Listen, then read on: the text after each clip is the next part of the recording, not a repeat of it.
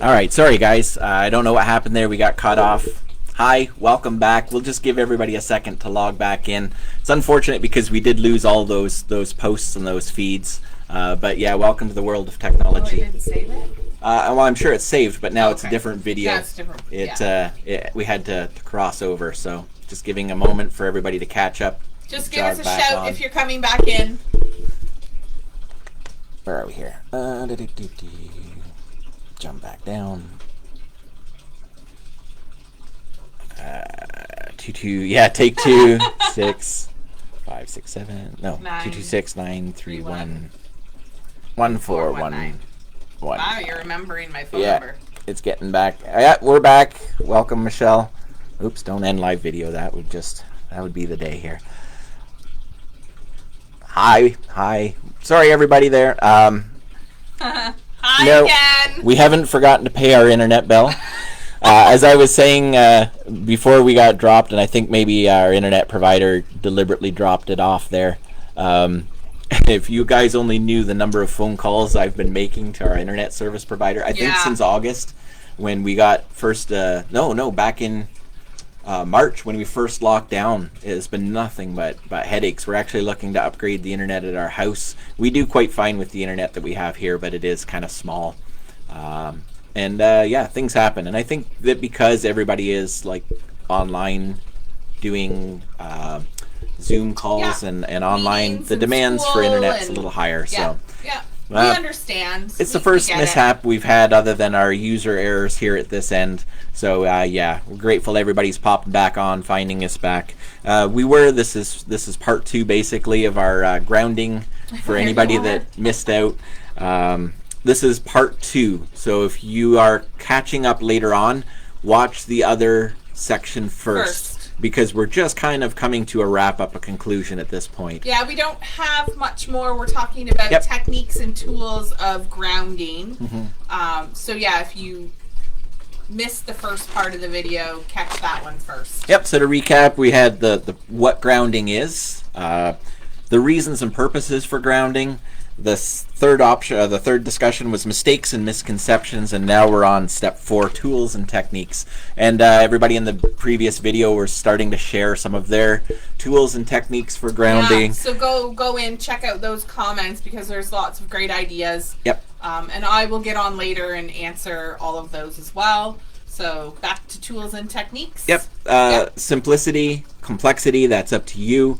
Spontaneous or dedicated time, again, that's up to you as it's needed. It's important to remember that this option is always available to you. The energy is around you, whether you're consciously aware of it or not. The funny thing is, the fact that you are or aren't aware of the fact, we used the iceberg analogy earlier, the fact that you're consciously aware that you're greater than the tip of your iceberg or not is irrelevant. You are still the essence of that full iceberg, floating in the water, floating in the cosmos, whether you're aware of it or not. The potential is always there. You just have to utilize and tap into it. There's a lot of practices out there that are really designed around this idea. We mentioned that earlier. Tai Chi, meditation, yoga, Qigong, like a lot of stuff out there that is really tapping into what this is. And they're all fundamentally correct, and you might have to explore a few before you find one that really connects with you. In our discussions this morning, Melinda's like, that's just not me. I'm not that person. And it's not out of a place of frustration or self-consciousness. It just doesn't matter. To waste her time on that, to her, is pointless, and it takes away. I'm like, but in some ways that's where I actually feel it. So there is no right or wrong, and you have to be able to share in those experiences. For me, it's not even about the group or social setting, which is kind of why I like the idea of our meditation app, our meditation group. It's a community of like-minded people, but we're not necessarily all sitting in the room at the same time feeding off of each other's energies. Sometimes that helps, sometimes it's a distraction. But at any given time, as I meditate by myself, I know I have people that are sharing in at least the encouragement and the mind process of this too. So that's kind of neat. It's a lot of fun. So, ways you can do this: walking in the woods, as I mentioned, getting away from energetic draining devices like Wi-Fi, places with a lot of people's kinetic energy. Anytime you can separate and pull away, your aptitude, your ability to be able to ground and center and feel that connectedness is stronger. We were talking about how I believe that farmers instinctively have that because their hands are constantly in the earth. The hands are dirtier than perhaps in the cities where just the energy is surrounding them and they don't have that instinctive feeling. I wonder if sometimes with the advancements in technology and the tools, farmers aren't also losing some of that connectedness, because I remember talking with a farmer who sits at home and watches Netflix while his harvester is out running all on its own and feeding the information back to his cell phone like a robot. I thought that's wicked cool, but where's your connection to the earth in all of this? And in some cases, I think we might be losing some of that. Barefoot in the grass and dirt, that's a good one. That's a good one. That's a typical Jeremy Melinda thing. Yeah, it doesn't take much. If you're feeling that excess scattered energy, just go outside, put your hand in the grass or kick your shoes off. That's why we don't wear shoes or socks here in the shop unless it's cold. We're always bare feet. Yeah. Thank goodness for the carpets at the old shop. It was the tile floors were a little cold. So it's definitely slippers needed to be worn. Yep. But here we're usually bare feet, sock feet. Yep. Swimming, campfires, anything that puts you right into that feeling of connectedness, by all means, embrace those. Loving to garden. Michelle says she loves to garden for that reason, gets hands in the earth. One of your favorite peeps came into the shop the first time you ever met her. First time I met her. Yeah, and she was filthy, head to toe, and Melinda's like, I love this woman already. I have no idea who she is or what she's going on in her life, but she's dirty from gardening. We'd only been open for like a week, tops, and in she comes, head to toe in dirt, and she apologized for being dirty, and I'm like, oh, no apologies needed. Yep. Okay, so Charmaine, tools for when you're at home. Here you go. Breathing exercises, anything to get that breath moving in your body. Ideally, you want to get out of smog, out of stale energy, stale air. So if you can just step outside for a moment and smell that crisp breath, fresh air. It's going to be more difficult if you live in the city again versus being out in the country. But anything that puts you into that mindset that this is bigger than me, this is bigger than my current environment. That's a great way. Crystals. Walking outside in your bare feet is fantastic. Like it's an instant, especially in this weather. It instantly grounds you. Funny thing. Okay, so today's garbage day. Fridays are garbage day for us, and for anybody who lives in Simcoe, you'll say, okay, I can narrow down where you guys live. That's weird and creepy. Don't come up at my house just because I told you my garbage day's today. However, it's been my practice for the last little while, even in the wintertime, to, as much as possible, take the garbage out in my bare feet. It's an active choice that I do, because it's a task that I do every Friday, first thing in the morning, often before people are up and moving, and I grab the garbage, which is kind of gross, but I go out in my bare feet, sometimes just in my pajamas with no shirt on or whatever. I at least put pants on for the neighbors. Candy. Showing the neighbors everything. I don't know about that, but nevertheless, it's about me recognizing that this is an opportunity and a practice every Friday to feel the snow. I'm not going to lie, today, the snow between my toes, to put the garbage out there.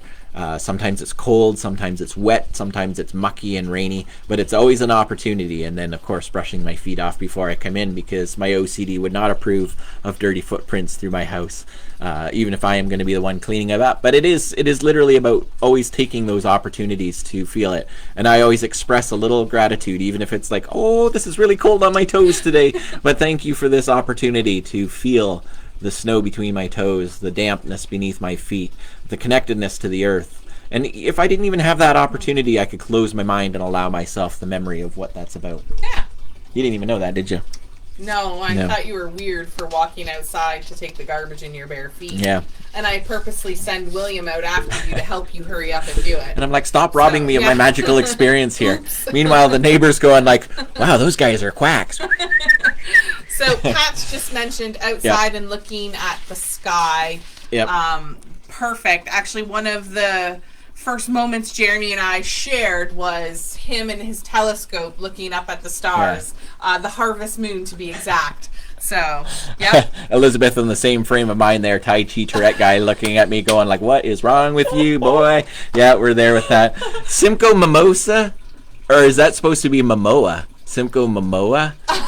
Long ways to go before I'm Momoa worthy, just saying. I'll start with the tattoos. Those are easy. Okay, see, bunny trails. Crystals, they're a great way. Yes. You have some, we all have our experience with crystals, and we're not going to jump down that bunny trail of addictive traits, etc. But we've all got our experience on how they've helped us ground, connect. I've got abundant stories of the magic and power of crystals from my own life. I'm not going to broadcast them, but you brought up a really good one for your own practice, from your own experiences. I used them. Quite a bit when I was going through my separation. I had my certain kit, my pack. It was garnet, tiger eye, a tourmaline, and a clear quartz. And it was just something I carried along with me every single day during my separation. And it wasn't just necessarily to feed off the energy of the crystals, but as a reminder that anything lesser than that energy is just a daily distraction, and that I'm better than that, and I'm better than this. So it really helped me choosing her words carefully. Choosing my words carefully. You said you wanted controversial and you wanted to start stuff. No, I don't, because everything's good right now. Fair enough. I just want to leave that where it lies. Well, let's just put it this way. What it did for her was what stood out to me and attracted us in the long run. So there you go. What she just did intentionally, quasi-instinctively, and made a practice in her life was allowing her to open up the channels for us to find each other and to connect in its own way. You can't get there if you aren't in a place where you can be both microscopically minuscule and massively energetically huge at the same time.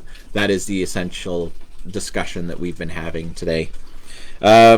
Other options: food, water. These are priorities in our life, but also a very beneficial way to ground. It's not unusual after meditation or magic practice to be drained. We always encourage people. Well, cakes and wines is a big thing within the magic community. Cakes and wines are a big thing. But obviously paying attention to what's going into your body as well. It's not literally about the cakes and the wines. That might not be the healthiest method, especially if you're constantly draining your energy and you're feeding into something that might be problematic as well. You know what? Heavy breads and cakes are very grounding for the body's energy. Yep. Along with like bananas and apples. They're live very, foods very, very live grounding. Foods are great. Yeah. Live foods are fantastic. So think of your food choices. I always tell people after spells, walk outside in your bare feet, or just grab a banana, or grab a cake or a bread or a scone or something heavy. If you're trying to watch your waistline, obviously choose the, walking outside in your bare feet, or the fruit and fruits. Healthier alternative. Choices. Yep. But breads are very good for grounding. Yep. Water as well. Our body is made up of a massive amount of water. It's Melinda's cure-all. No matter what's wrong with you, you need a glass of water. We joked earlier about the kids, oh, my elbow hurts. Relax. It's nowhere near your heart. Go drink a glass of water. It is the solution. If it's really bad, take a Tylenol with 2 glasses of water, right? Like that's pretty much, that's healthcare at our house right now. My kids are funny. They anything they do, it goes with a glass of water. Yeah. Fine, put a Band-Aid on it if you must, but you have to have a glass of water. Fast Eddie's Burger, referencing a previous conversation. Yeah, Fast Eddie's with multiple glasses of water. Fast Eddie's probably not sustainable food, but it works. Food. It works in a pinch. Yeah, not fast either, by the way. Now I want cheesy fries. Oh, okay. Thanks. All right, and the last consideration that we wanted to throw out here as well, we've discussed quite a few things, but we really want to caution you and remind you that it is important what you're putting into your body, not only physically with foods, but what you're allowing yourself to watch, hear, think, say, the way you speak to yourself, the way you speak to the people around you, it does kind of govern who you are. And it can throw things off with those energies as well, and detract from your ability to ground. So be very cautious. We shared an example of a friend of mine who was struggling in his life at one point, and his doctor, I mean, it sounds funny to us, but it was very wise advice to him and good counsel. It's like, yeah, you might want to lay off the blue rodeo because that's a very melancholic sound. All in moderation, it's fantastic, but if you're listening to this on repeat, you're going to feel a little funky. Sorry. I'm going to go ground myself in fast food. Yeah, you go to ground in fast food if that's by any comparison. We'll see how you're feeling tomorrow. Yep. Okay, so I'm going to add watch, allow yourself, what you think, what you hear, what you communicate, and what you stick in your body are important. Therefore, pay attention to that. That will help you on a grounding level as well.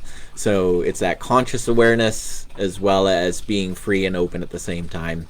Explore it. Have some fun. Go out and do it. Find your own practice, your own ritual, and then throw that out and start something different and fresh.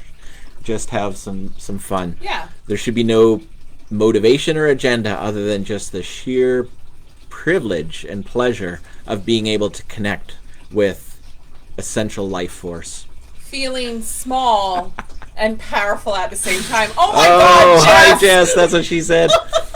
How's homeschooling going over there? Welcome to the Witches Social. Yep. Your new little getaway from home. Oh, we miss you, Jess. Oh goodness, you guys are funny. Yep. Funny. Okay, well that pretty much wraps it up. We're good. We're good for today. Do you guys have questions or thoughts? Please share them. Share the videos too. It just helps it spread around. We're all getting really silly now. If you're not having fun, you're not doing it right. That's my philosophy. That was like our games last night. We played games all night with the kids, and oh my goodness, by the end of it, things were really silly. Yeah, and it's really funny because actually I missed something in the midst of all that silliness, and this is where Melinda helps to ground me. Did you catch what was said? I'm like, no, I didn't even hear it. And she's like, we need to come back to this at some point. I'm like, okay. I don't miss much. So anyways, enjoy, guys. Let us know how you're doing with the grounding, or if you have questions. And yeah, we'll be back here tomorrow for the Witches Social, 2 p.m. And one last thought here. Charmaine says, I think I struggle with this one because it is so simple. Yes. I think that was why I was my epiphany, my mind blown, and the conversation that we were taking it to, because we've been at this for so long. We have the capacity to go there. I'm like, whoa, let's rein it back in. Let's make this really simple. Let's make it very basic. And honestly, that is the truth behind it. It is basic. And if you have to make it something wild and elaborate, I think you may have missed the point. Yeah, you're not getting the most out of it if you have to make it huge. Short, sweet, and simple. At any given time, you can close your eyes and connect with the divine. And that's, if you're not able to do that, you're missing out on so much. So we encourage all of you to do this. And yes, we will see you tomorrow, Elizabeth and Michelle. I'm grateful for you to join us today and to be able to say something that might have made something important for you. And Charmaine, Jess, we'll talk with you guys all later. Love you guys. Have a great afternoon. Blessed be.